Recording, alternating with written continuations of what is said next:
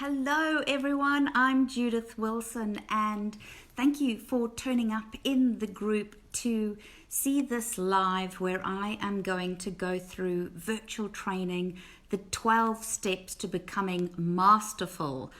Hello to everyone who is live. Thank you for being on this live with me, and please do ask your questions, and if you find it's useful for others, share with others and get them to join our group as well, because topics like this and training like this is so pertinent for right now. And hello to those of you who are replay guests and watching this, then hi, thank you for taking the time to get this useful information. And I say thank you because you are saving yourself in that you're going to look really good when you do virtual training, but you're also saving your audiences from having to put up with some craziness out there, which is what I'm seeing when people aren't coming across as professional. They aren't thinking about how to do virtual training, and they're making the big mistake of thinking, oh, it can't be any different to live training. It is different. There are key things that you need to get right in order to be masterful. So in this session today, I am going to save you from looking like a silly goose. Absolutely. That's one of my key missions today, is so that when you run a virtual training session, you don't look like a silly goose, which is a big plus. But even more important than that, of course, is that you come across as totally professional. And I'm a big advocate of virtual training being the same price as live training, because it's your expertise and your time when you are delivering the program. And so in order to do that, you've got to be professional. If you guys are amazing when you're in front of a group, you love it and you love speaking to people, we need to make sure that that's transferring. And there's some key things about being virtual that you need to do. So here we go, let's get straight into it. 12 steps of what you need to do. Number one, engineer your background. And I say that because it's really important what they're going to see behind you, and it needs to be appropriate. So if we look here at what I've got behind me, you can see there's a couple of my books, Training Works, Better People, Better Bottom Line, and my presentation skills book, The Inside Secrets of Powerful Presenters. The one that's missing there, I've just realized, is the Millionaire Maker. So Become a Millionaire Working Just 2 days a Week, which is a pretty cool book.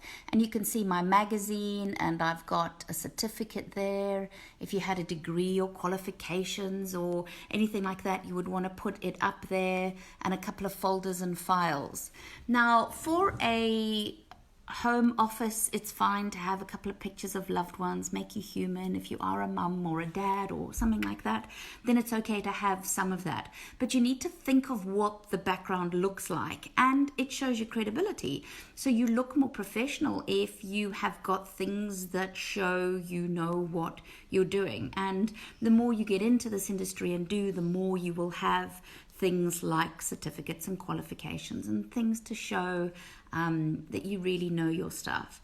But I do want you to think about it, because often people say, oh, I'll just go live, and they haven't given any thought to what's happening behind them. And it could be far too busy. Like I know in Zoom, there's an opportunity for you to have a video running behind you. And I really wouldn't advocate that, because it's too busy. You're giving your people so much to look at, what's happening behind you, and it might be a live scene or anything like that. You want the focus and the attention to be on the training that you are doing.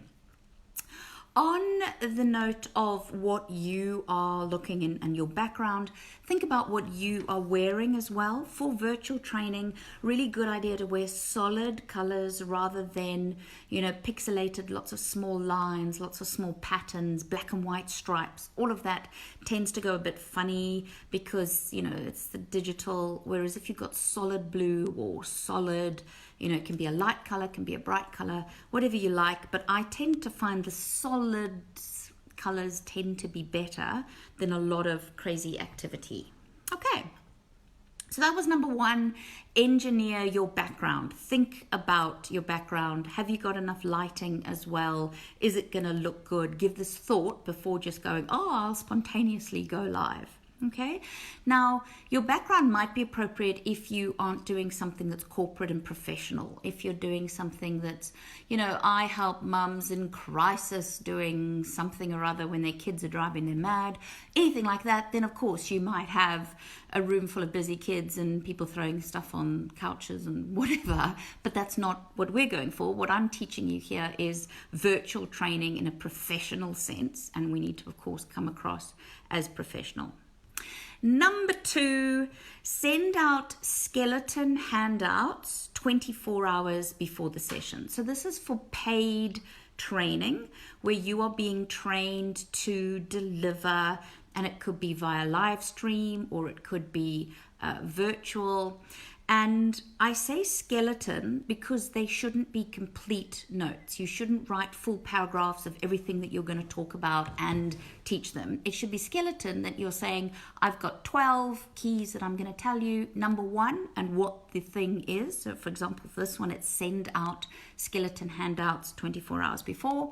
And then I do lines underneath it. And as they're going through it, they can scribble down into what they're writing. They can scribble down. So that's good. Sorry about that. It's giving me, my account has had a login from somewhere, and it's brought up. So let me just, it's saying, no, if it's you. Sorry, I'm back again. Went blank there. It brought up something that someone's tried to log into my Facebook. And so my team will sort that out in a bit. I'm back. So send out skeleton handouts as they are going to complete them in. And on that note, if you want handouts on this particular one, if you want to be able to fill in like a workbook, then please email our team at info@trainersultimatetoolkit.com, and they will email you our sheet of each of the 12 things with the lines, and you can see what we do, and then you might want to watch this again and complete into the lines as we go. So I only do it 24 hours in advance, because if you send it a lot before that, then they read through, they try and work out what your content might be, and they might decide sort of they don't need to come because they've gone through all of your handouts. But any later than that, they might not be passed on by the organizer or convener, or they might not have time to print them out and ready. So I think 24 hours is pretty good time frame. Number 3 is test. You want to test that your sound is working. You want to test that your mic is working. You need to jump on well before and go through, do a test, see what your lighting's like, see everything. I'm talking about here when you would use a service such as Zoom. I say Zoom, but that's because I'm most familiar with Zoom. You could use GoToWebinar, or you could use any of the platforms that are becoming so popular now. And it's important to check that you've got, it's come up again, the message keeps coming up, sorry. Someone's obviously desperately trying to get into my Facebook. Let's hope it's all okay. Test. Make sure that you're recording it. Make sure you're playing it back, looking at it, seeing was the sound great, knowing exactly which headset you used with the microphone and what settings it was on, so that you can do that each time and you get really comfortable and confident. Otherwise, you're feeling anxious that you're hoping it's working okay.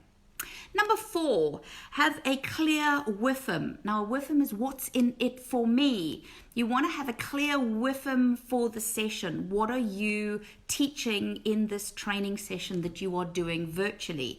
You need to have the strong WIFM right at the beginning. Just as in live training, you have a what's in it for me session so that they want to pay attention and listen to you. So the one I used here for you earlier was save you from looking like a silly goose. None of us want to look like a silly goose. So if you know these 12 points, you're not going to look like a silly goose, and you are going to look professional. And of course, we all want to come across as that. So think about, for the topic that you are teaching, what is in it for them to learn it, and make a really clear statement on that. Now, the second part of that is set the WIFM and clear protocol. Now for protocol, I mean things like tell them how it's going to go. Tell them what the situation is going to be. Some people might not be used to online and virtual training. And so you want to say when they can ask questions, how to use the chat box. You want to give them a practice in the chat box early on. So you're asking things like, let me know where you're dialing in from, or what's the weather like where you are, so they get a chance to practice finding where their chat box is, and things like that. And breaks. When are we going to have breaks? For virtual training, you need to give them breaks way more than for live training.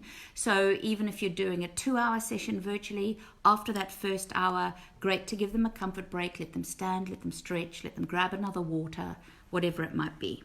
Okay, number 5 is short, sharp intros. I remember the days, oh my goodness, years ago when webinars were first a big thing.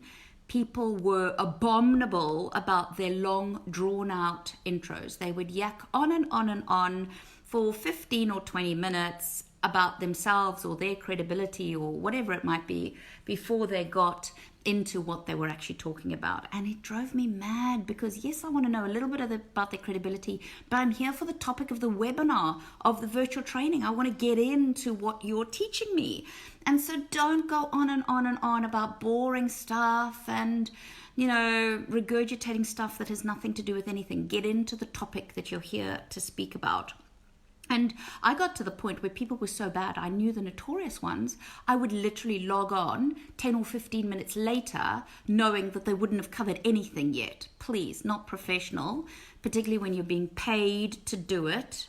Not a great idea. So a short, sharp intro, we do need to know who you are and what your credit is and to hear your passion and your expertise, and then get straight in. And it needs to be about the whiff, and it needs to be about what I am going to be able to do as a result of your content.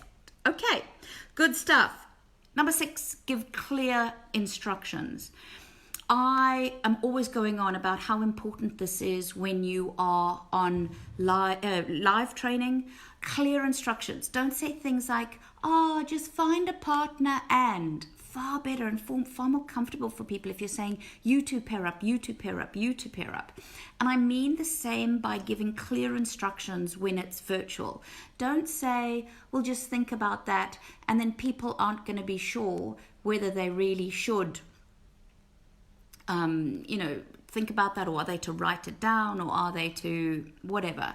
Give very clear instructions of we're now going to go into a breakout room. How a breakout room is going to work is this is what I want you to do. It's going to prompt you to accept the breakout room. Please press this, and then. So you're really setting them, the task, and they're very clear, because as I said before, virtual could be new to them, and you never know if they're going to feel comfortable. And it's so important for us as trainers that the delegates are comfortable and happy and keen to learn, because that's what we're here for.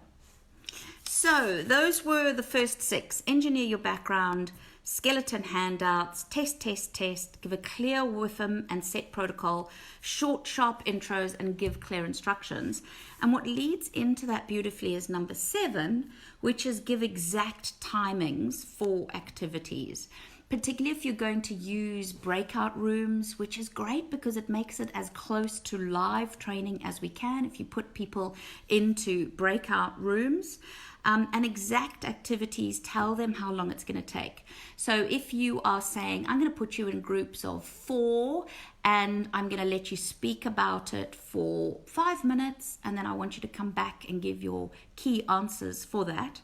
In Zoom, when you're calling people back, it gives them a 60-second time frame to wrap up their discussion and come back into the main conference area.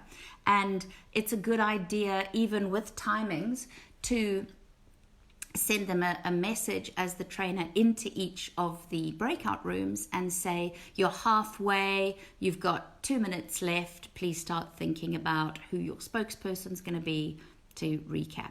Things like that are cool. Okay. Number 8, engage often and use chat responses, use applause, because we want this to be engaging. We want this to be dynamic and really cool. So chat responses, as I mentioned at the beginning, you're going to tell them how to do the chat box, so that when you ask the first important question in the actual training, they're not going, oh my goodness, I'm panicking, I can't find where the chat box is. So get them to practice with something really easy at the beginning while you're going through the protocol, so that they know things like responses. And you can do responses a number of ways. You can do things like tell me in the chat box, but you can also do easy ways where you say, rated out of 10, how comfortable you already feel delivering virtual training. And then you'll get to see that some people hate it and are 0, and others are really familiar with it and are giving you a 10. So just tell them what the rating is. 10 means this, 0 means that, and they'll follow on. But fun things like thumbs up. Even if you finish a session at one point, you could go, right, thumbs up if you agree, thumbs down if you're unclear. Is anyone not clear? Did that make sense? Things like that. And applause is always a fun one, that they can clap or clap everyone else. When someone's a spokesperson and they give their feedback, then you can give that nice warm recognition to them. Number 9, move between headshots and slides and split screen when you're doing virtual training, and that really mixes it up nicely. So headshot is like you're seeing here of me now, the head and shoulder talking, and I personally quite like that at the beginning, where you're introducing yourself, you're giving a little bit of a cred, you're giving the whiffum, is quite nice when it's you connecting with the group very personally. Then you might get into the content and you're showing your PowerPoint slides, and you're showing the slides come up, and you may go just to PowerPoint if you want them just to focus on the slides, or you can do a split screen, which is the PowerPoint with the talking head in the corner and they can see both. Now, I think to mix it up, particularly if you're doing virtual training for a long time, it's fine to do just one or the other if you're going for 10 or 20 minutes, whatever. But if you're doing fairly long, I would use it as a different medium and do some that are just PowerPoint slides, some that are just you. Say you've got a gorgeous story or something, a case study to explain, then you might be great to bring it back to the head and shoulders, and you're talking and telling the story. We don't need slides for that. So I'd really want you to mix it up instead of going, okay, for the whole thing we've got a slide and we've got a talking head in the corner and we're going to do the whole 3 hours like that. Would be deadly. Okay, leads on to that really nicely, and this is a more advanced session that I want to do here, is number 10 is use state changes. Now, state changes are what advanced trainers use that really show professionalism, because we all change our state naturally, unconsciously, every 7 minutes. And there are 3 main parts of the states that we change. So physical, mental, and emotional. So when you move yourself in the chair and cross one leg over the other, or cross your arms in a different way, you've just done a state change that is physical, physically moving your body, because we don't sit dead still for the whole time. You can also have mental state changes where you go, ooh, I wonder what that would mean for me. Oh, that would be amazing. Wonder what I could do with that. You're mentally thinking through the training. And emotional state changes, and when you go, so say you daydream off a bit, and maybe the person's going off about something you're not finding very interesting. You think, I wonder what my kids are doing right now, or I wonder if they've done that, and you're having a bit of an emotional, and then you come back into the room. Now, this is all perfectly natural, and we're human beings, of course. So the advanced bit here is for trainers to make it happen rather than letting it happen normally with their delegates. So engineer physical, emotional, and mental state changes for your group. So you're thinking a physical state change would be, definitely the break after an hour, stand up, go and get a water, roll your shoulders, give them a few exercises that they might want to do in their break, things like that, so that they've had a proper physical state change. Because in virtual training, there's so much less than that. In physical training, live training, we can get them up to a board, we can get them up to, flip chart paper on walls, things like that. We're using these activities, whereas seated virtually, you've got to be quite careful with remote training. Mental state changes. Get them to actually think what it would be like for them, get them to do working out of some description rather than passively giving them the answer. Say, so if you're able to train, and charge $1,000 a day and you're doing 10 days in a month, then that's $35,000. You're getting them to actually work out the 35, not saying it as I just did. And the beauty about that is you're then moving into the emotional, because if you pause and think, now for most people, $35,000 in a month is beyond fabulous and beyond recognizing. I mean, when I first started training, I was freelancing and running my own training business and working really, really hard. In my 20s, I was going gung-ho at it, and I was desperate to make £7,000. I was living in London at the time, and for me to break the £7,000 mark at that stage would have been great. And sometimes I came close and sometimes I wasn't, but I really wanted, and my mindset was set at £7,000. And then of course when I was able to do 7, it was huge and a wonderful celebration. And then I set the next one, and for some reason I set 10,000, and I thought, now I can do £10,000, and I worked towards that. And then something that helped my mindset a little bit when I moved to Australia is the rate from pounds to Australian doubled. So eventually I was like, oh great, that helped my mindset, because now it's just 20,000 a month. And I got going in business here, and then I hit my first 30,000, and so on and so on and so on. And I had little rewards for each time I did. And so if you allow people to have that emotional state change of not just thinking here, but thinking here, how would it feel? And it is possible. You've simply got to believe that it's possible. And for some people who are miles away from that, they shun it and think, no, it's not possible. You can't do it. But it absolutely is, and far higher than that too. So that's talking about physical, emotional, and mental state changes. Number 11, have some animations if your internet has the capacity to handle it.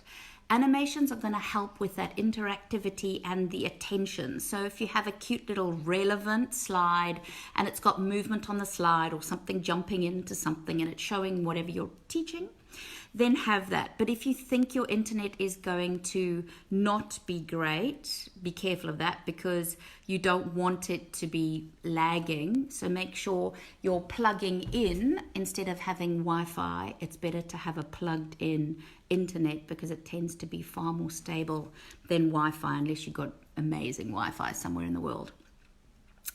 With this, just as with normal training, make sure you're bringing in your topics one at a time, your lines one at a time on the slide. Don't have all of them come up at once, because of course everyone is reading the rest of the slide. And I've just spent a few hours on a virtual summit this morning, and I was an attendee rather than a speaker, because I love to learn and see how people are doing it and what they're doing right and things like that. And I noticed that 2 of the mistakes that they were making, and these are very highly paid professional speakers making these mistakes, so this is what I mean. They weren't bringing in the topics one at a one, and they were bringing big tables in, and then they were talking through each line of the table. And of course, we were just taking a photo or a screenshot of it and then going, do, I've got that, I've read it through, I know it. Whereas the other thing that, if you're controlling what they're seeing as an animation each time, custom animation it's coming in, you're speaking about that, and they're staying with you because they want to know what's the next point and what's the next point. So I call that split concentrations, where you have one thing come up and you're talking about something else. They split because they're not listening to you, and they're not listening to they're not reading the slide. So make sure your slide and what you're saying are all incongruent the whole time. Okay, good. And the second thing that they were making a mistake on when I was watching is they were clicking before they were talking about the topic. So it's almost like the segue was coming in too soon, and they were clicking to the next slide, which had too much of the information, and then they were setting the scene and saying, this is another important point, which is, and then we had been looking at the slide for 60 seconds before they actually got to the topic. So it's far better to use your B blank out the slide if you want to, or even stay on the old slide which you've already completed, and then move on and set the scene and why it's important, and then move on to the next particular point. Okay, so that's real professionalism. That's going to be fantastic and smooth. All right. And number 12, the last of the list, is pause the recording during breaks. And I say that because virtual training can go for half day, say it's 3 hours, whatever it is. When you've got breaks, it's going to be a lot harder to edit afterwards and chop out the bits. So simply remember to pause the recording and unpause it so that you've got it beautifully edited. Otherwise, you're going for if you're over a lunch break or something, it could be a half-hour break that you've left it recording, which is not great. So a practical tip there. And a note to say that if you're using any of the platforms, then they take a while to buffer at the end. So make sure you've built in time for it to sit there for, depending on how long it is, if it's an hour and a half of recording, it can buffer for a good half an hour, if not more. And so you don't want to be closing down your laptop and taking it off places, because I'm always paranoid. I want that recording to be there after all of my hard work. I want to make sure that I've got a great recording that we can use for afterwards. So make sure you've got that time and that it's plugged in, and that your computer or laptop is not going to die while it's buffering after you've done the virtual training. But that's a very practical point. So we covered 1 to 6 and I recapped earlier. Number 7 was give exact timings for activities. Number 8 was engage often with chat responses, thumbs up and applauses. 9 was move between the headshot, the screen and the split screen of both of you. 10 was use state changes. 11 was have animations if your internet can handle it. And 12 was pause the recording during breaks. Okay, I'd love to hear your thoughts. Please tell me any of those that are your favorite. Write them down. Please tell me if you agree particularly or disagree with any. Then I'd love to hear from you and have a discussion around your thoughts and any that you think I've missed. So if there's anything that could be over the 12, I'd love to learn, as well, as this is something we're all going to have to be so masterful with, and we want to get better and better and better so that we're smooth like anything with it. Okay, if you found this useful, please give me a like and share. I'd love you to send it to other people who are also in this world of change, who are going to need to do virtual training sessions as well. Please let them know these things so that they can come across as professional as well. Email us if you would like the sheet that I have of the 12 key points so that you can write in your own points as well. And the next live I'm going to be doing next week is going to be on the state of the market now at the moment for virtual training. What topics are hot and heavy, what's going to work, what's not going to work, what works better as virtual training, and what just fails as virtual training, if not done exceedingly well. I'm going to give you the real practicalities of the world this week and training, and how we can pivot very successfully into virtual and online, remote and live stream training, which is pretty exciting, and I'm choosing to see it that way. So thank you so much to those of you who were live with me. I really appreciate your participation, and I look forward to reading your comments. Have a great weekend, everyone. Bye-bye.